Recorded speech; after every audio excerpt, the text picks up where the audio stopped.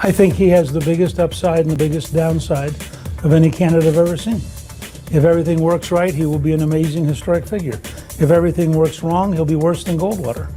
Next on Newsmax Prime, you would expect a historian to cite an example from history when it comes to the current presidential campaign. But when that historian has made history himself as a Republican Speaker of the House, might he serve in yet another historic role? Newt Gingrich, will he end up as Trump's number 2? That's story number 1 tonight. Also ahead, bringing the future into focus, John Bogman talks with a focus group about Trump, Hillary, and the issues of importance in the 2016 campaign. Plus, what's important to you? Your phone calls, an important part of Newsmax Prime, and Newsmax Prime starts right now.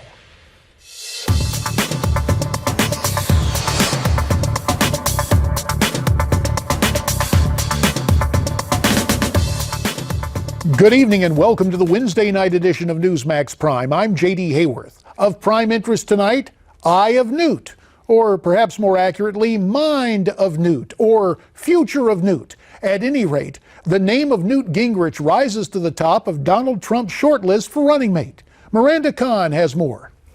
JD, Donald Trump is often associated with reality TV, but in reality, when it comes to a major decision Trump must make, a different form of TV programming might fill our screens. It almost seems like a game show. With Donald Trump now the presumptive Republican nominee, many of us just can't help but wonder, who will be VP? I would say that I have in mind 5 different people. I think they're excellent. I'll announce whoever it will be at the convention. One name that seems to keep popping up time and time again, especially here on Newsmax Prime. I would be thrilled with Newt Gingrich. Like Newt Gingrich. I think Newt Gingrich would be a great choice, and they really, I've seen them together, and he complements Donald very well. And they're not alone. Even this British website shows the odds in Gingrich's favor. But if you ask the former House Speaker and self-described Republican loyalist who he thinks should join the Trump ticket, I think Donald Trump has to look at a lot of different people. He has got some great people to choose from. He's got to decide what's right for his team, what's right for his presidency. And obviously, I want to be helpful as much as I can. But I think this is his call and his choice. And that top choice, according to a Trump confidant who told Newsmax chief Washington correspondent John Kasich, is none other than the former House Speaker. They're literally almost a state of psychological hysteria that is kind of mildly amazing. Who will be VP? Coming soon. Exciting, isn't it? And JD, one of the reasons why people keep bringing up Newt Gingrich as a VP pick is because of his contract with America, something I know you know an awful lot about. Indeed, Miranda, as do our guests who will join us in about a nanosecond. Before we bring them on, though, this quick reminder, we'll be taking your calls for the next hour at 1-877-NEWSMAX, 1-877-639-7629. Are you all in for Newt as number 2 to Donald Trump, or you think somebody else ought to have that job? We're not here to tell you what to think at Newsmax TV. We're inviting you to call in and share your views because we're truly America's forum. Now, as promised a few seconds ago, for more on this story, I'm pleased to be joined by a couple of my colleagues from Capitol Hill back in the day. Skyping in from Washington, D.C., the former congressman from Pennsylvania, Bob Walker. Most recently, Bob served as senior advisor to the John Kasich campaign. And from Newsmax, Washington, the man from Chicago, the Republican who knocked off, electorally speaking, the chairman of the Ways and Means Committee in 1994. That guy was Don Rostenkowski, but Dan Rostenkowski replaced by our good friend Michael Patrick Flanagan, who is here tonight. And gentlemen, I'm going to take you back to that day in 1994 when Newt Gingrich stood at the podium and we had all signed the contract with America. See if you detect similarities in rhetoric to a certain prominent candidate today. You would have thought with a positive contract, with positive ideas, with 8 reform steps in the opening day, and with 10 bills, that the press corps would have finally said, what a difference. What a change from 30-second attack ads. What a change from the usual lack of teamwork and lack of specificity. But instead, we've had the usual carping, the usual complaining, the usual negativism from an all too cynical Washington press corps. And so Newt right there, now you correct me if I'm wrong, Bob Walker, but he sounds a lot like Donald Trump today, going after the media. Well, there's no doubt that he took on the media. He did that in his 2012 campaign, too, because in all honesty, some of the media that has covered conservatives and covered our efforts has not always been positive. It's not always been friendly, and in many cases hasn't been accurate. And so he was trying to make certain that as we developed the contract with America, that the media understood fully what we were attempting to do, that we were really attempting to bring about a major transformation. Now, Michael Patrick Flanagan, the Washington Press Corps, with our successors on Capitol Hill in the House Republican Conference, are all there talking about, gee, what is Donald Trump going to do to reconcile with Paul Ryan?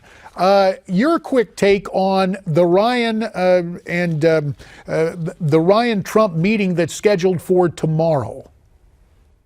I think that it probably started out in Ryan's mind as a way for Trump to come by and kiss his ring and try and make some sort of things. I think it's evolving with the polls into Ryan and the never Trump stubborn idiots incapable of reconciling the fact that the guy that they hate is wildly popular and is on a good track and going to a good place. And they have got to get on that train, and they got to find some way to do it. And I think that meeting tomorrow is evolving into that of how do we do business with you, how do we do business with you, Trump? And I think that they're going to be much more conciliatory than they were even a couple of days ago.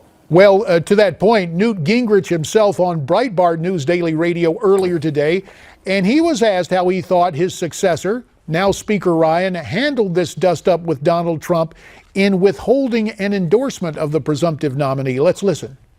First of all, I think it was a mistake just because as the head of the Republican Party in the House, he really speaks for 247 members, and I think that you need to be a unifying figure at that point, not a divisive figure. I hope that their meeting this week is going to be positive. I hope that they are going to find a way to be unified. I think it's good for the country. I think it's good for the Republican Party. So, Bob Walker, as I hear that, and this whole thing marinates in my feeble mind, I remember that history doesn't repeat itself, but it rhymes, is the way for Ryan to avoid trouble and have buy-in from congressional Republicans to set up a new contract with America and go with Donald Trump with a positive agenda to end all this strife. Do you think that's feasible? Well, I think that that's something that should be considered. I mean, remember, the contract with America was not just a set of slogans. It was a set of specific legislative proposals. One of the really strong points about it was that we talked about legislation that we were going to pass.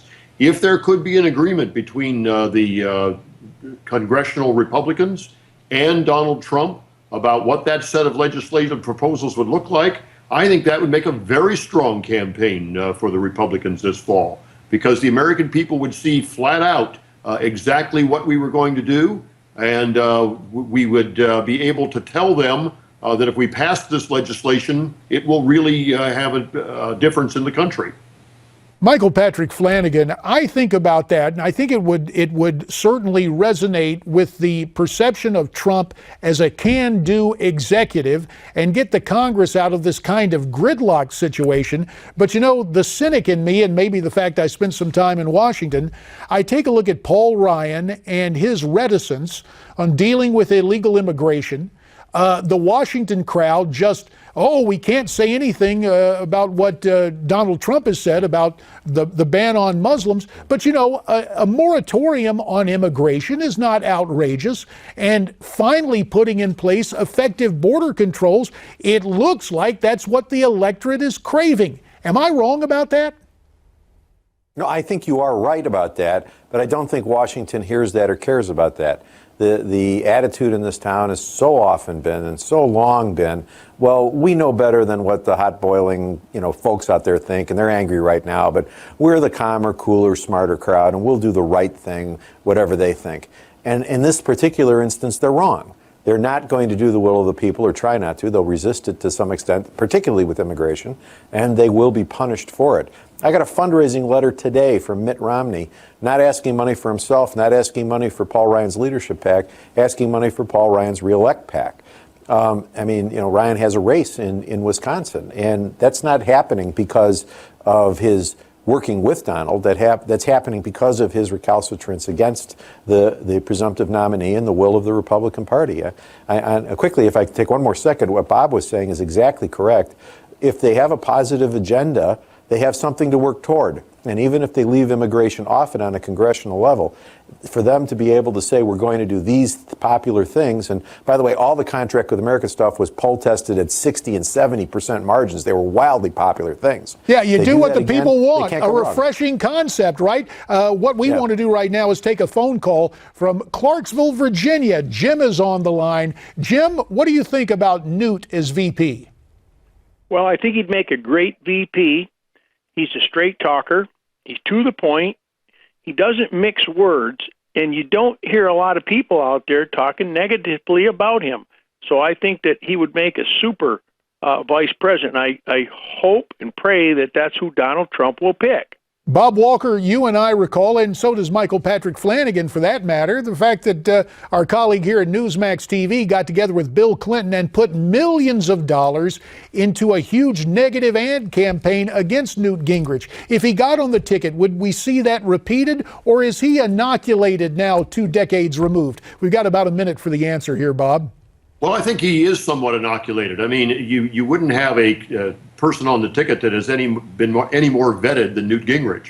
And so, therefore, I think what is to be known about Newt is known about Newt. And so, therefore, if he was picked, he would certainly be somebody that would stand up to the scrutiny. Hey, Jim, let me ask you, do you hear Newt's name from your friends and neighbors, or are you the sole member of the Gingrich fan club there in Clarksville, Virginia? No, I do hear his name, but I'm the sole supporter of Newsmax TV, and I've got family, friends, and everybody watching it now. Well, bless you. So you got company, and I tell you what, Jim, we really do appreciate your help in spreading the word about Newsmax TV. As a matter of fact, I don't know if I can do this or not, but I'm going to give it a try. Jim, stay on the line because I want our producer to get a chance to get down your contact info, and, you know, maybe there's a way. I'll have to check with the boss. It's above my pay grade, but maybe there's a way. One of those new Newsmax TV hats. Maybe since you're telling your friends and neighbors, we might be able to do that. I don't know. I haven't gotten it cleared. We may have to take a vote or listen to what the boss says. But at any rate, Jim, stay on the line with me, okay? We do appreciate it. And the rest of you, stay with us because Michael Patrick Flanagan is going to remain at Newsmax Washington. Bob Walker, the hard worker that he is, stays in his office. And again, we invite your phone calls at 1-877-NEWSMAX, 1-877-639-7629. We'll continue our conversation after.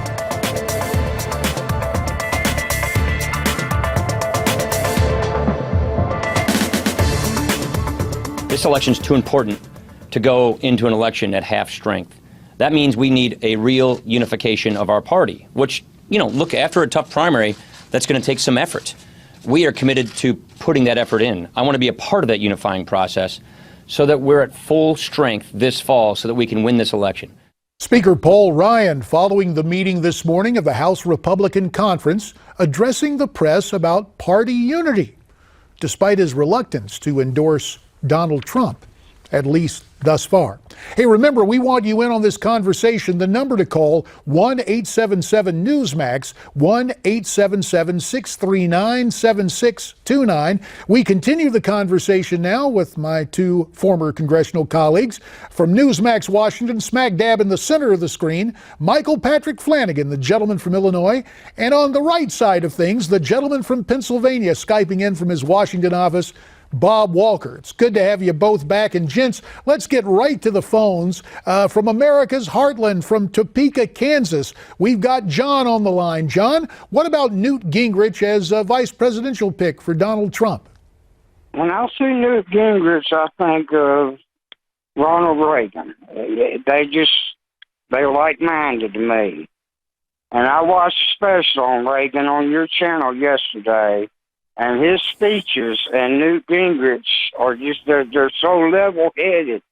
Him and Trump would complement each other. You know, it's really interesting you mentioned that, John. Let me turn to Bob Walker. Despite Harry Truman's admonition, if you want a friend in Washington, buy a dog. Bob, it's no secret that you're one of Newt Gingrich's closest friends from your days in the Congress and beyond. When John calls Newt Reagan-esque. Is it Newt's sense of history that he brings to politics and public policy? What is it that makes Newt Newt? Well, I think it's his sense of history and also his sense of the future. You know, Reagan always looked forward, and Newt has done the same thing throughout his public life. In fact, one of the first things that we did when we formed the Conservative Opportunity Society back in the 80s and began talking about how we could become a majority was to bring in futurists and talk to them about what the world was going to look like a decade or 2 decades down the line. And that's always been Newt's focus, was to make certain that what we were looking at was not just what was, but what could be. Let us turn back to the telephones. Go out west to the neighboring state of New Mexico, to my state, Arizona. In Santa Fe tonight, Gloria is on the line to join the discussion. Gloria, welcome to Newsmax Prime. Well, thank you, JD. Sure enjoy your program. Thank you, ma'am. And I know you're talking about the choosing of the vice president, and I think Donald Trump is a smart man, and any choice he makes will be excellent. But I do like Gingrich. He is knowledgeable about everything. And given that knowledge, Michael Patrick Flanagan, you know, you can almost see the scenario where Newt, a adroit politician that he is, when Trump comes with a short list, he says, wait a minute, who's going to really help you politically? Pick one of those guys and make me a chief of staff. Now, that may sound to some people like, oh, that's horribly utilitarian, but Newt brings such institutional knowledge that in some capacity, whether it's vice president or something else, it's plausible that we may see him contribute in a Trump administration should things work out in November. Well, goodness, I hope so, JD. And I'm not at all sure vice president is a slot that he wants, or even if she had. I mean, do you want to waste Newt at funerals, you know, internationally and places like that? Heading up the domestic advisory committees, or helping out the executive, the president, with certain moments at Congress or certain heavyweight issues, and allowing Newt big access to the White House and having the White House rely upon Newt as an insider, but not as an elected official, might be more beneficial to the administration and more beneficial to all of us, being able to take advantage of Newt's full, broad abilities in all his different areas, rather than having him running errands, being the alternate president in places where Mr. Trump just can't go. Well, we thank you for that answer, Michael Patrick Flanagan. And Gloria in Santa Fe, we thank you for your call, and we're glad you're watching Newsmax TV. Gentlemen, let me turn, I guess I become the skunk at what has been thus far the proverbial garden party. But our friend John Fund has a piece in the National Journal about Trump's decision to delay releasing his tax returns. He calls it a ticking time bomb for the GOP. Let me correct myself. That appears in National Review, not National Journal. But there's something else to augment this. Talk about a skunk at the garden party. Mitt Romney this afternoon weighs in that it, quote, disqualifies Donald Trump to be president. What is the bottom line, Bob, with Mitt Romney? Is he just sour grapes all the way? Is he really looking for a third-party chance to run? I don't know. I mean, the fact is that that he entered him back into the fray in the midst of the primary, and I could never quite figure out his agenda. On one day he was in Ohio, singing praises of John Kasich, and the next day he was in Wisconsin or someplace singing the praises of Ted Cruz, and it all seemed like kind of a disjointed effort, and I'm not sure exactly what he thinks the bottom line is. Let me turn to you, Michael Patrick Flanagan. To this extent, you know, Mitt Romney got a lot of grief over his income and his taxes and everything. Now that he is hopping on board with this, will this, in a kind of weird way in this very interesting year, does this redound again to help Donald Trump? Because you can almost imagine Trump with a one-liner about Mitt just neutralizing this issue. Or do you think, Mike, that this can hurt Trump and his candidacy long term? To a large extent, not that I'm comparing myself to Trump or Mitt or anyone else, but to a large extent in '94, I ran against the party in Chicago to be elected. talking about how the party elders were out of touch and how they simply didn't understand what was going on. It resonated with a lot of Democrats and a lot of independents and help. I think Trump is doing that to some extent, and as Mitt continues to make noises that, as Bob observed, no one can quite put their arms around and fully understand. I'm not sure Mitt fully understands it. The ground disappears from under them. They become fewer and fewer numbers. More and more people come over. I thought when Cheney came over, that was the end of it. If Dick Cheney can say I can do Trump, everybody else should be able to. But that wasn't. And so these stubborn guys stay out, and they make noise, and they feed the left, and the left reprints it, Fun does and others, and it's a mess. I think that there's no real agenda at work, but Trump has a great opportunity to take great advantage of it, and it can be, as you say, very helpful. Well, one guy who may not agree on everything with Donald Trump, but certainly has voiced his support is Florida Senator Marco Rubio. Here he was earlier today on NBC's Today Show talking about Trump winning the presidency over Hillary Clinton. I don't want Hillary Clinton to win. Donald Trump is the only other choice on the ballot. I recognize that. I have a pledge to support the nominee on top of it, and I intend to keep it. And what I don't intend to do is spend the next 6 months, by the way, taking shots at Donald. Whether we like it or not, he has earned the right to make his case to the American people. He earned it at the ballot box, and I'll respect that.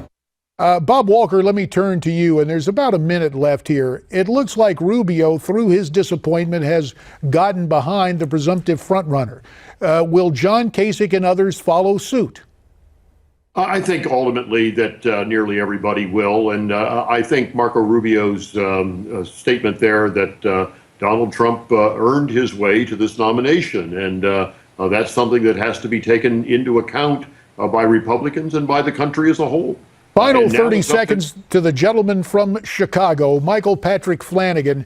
You surprised a lot of people in '94. Do you expect Donald Trump to pull off the same sort of surprise this November? I think the only people who will be surprised by his win are the Never Trump people. I think the rest of us understand the pain the country's in. They understand that Trump gets it, and they understand that Trump is not only a presumptive nominee, but I think he's the odds-on favorite to beat Hillary. He's not going to be the underdog by the end of the summer. He's going to be the favorite, and it's the Never Trump people who are going to be left out. Well, we always say thank you to great guests like Michael Patrick Flanagan and Bob Walker. Gentlemen, as you join us tonight from the nation's capital, we do appreciate your insights, your analysis, and quite frankly, your knowledge of Newt Gingrich and politics. You heard what they had to say. Agree or disagree? Give me a call, 1-877-NEWSMAX, 1-877-639-7629. To America, he was the great communicator, but to Michael Reagan, he was Dad. Discover the strength, integrity, and faith of Ronald Reagan through the stories found in Michael Reagan's new bestseller, Lessons My Father Taught Me. Inside, Michael's stories reveal Ronald Reagan's true character, his private life, the way he really was with his family. Lessons My Father Taught Me shows how Ronald Reagan lived life the way we all aspire to live, and the lessons Michael learned from his dad are written to both inspire and entertain you. This compelling book belongs in the home of every conservative American, not only for its very personal look into the life of the nation's greatest conservative president, but also for the lessons it shares that apply to everyday life. This book is available at Amazon, Barnes & Noble, and bookstores everywhere. Get your copy today, wherever books are sold.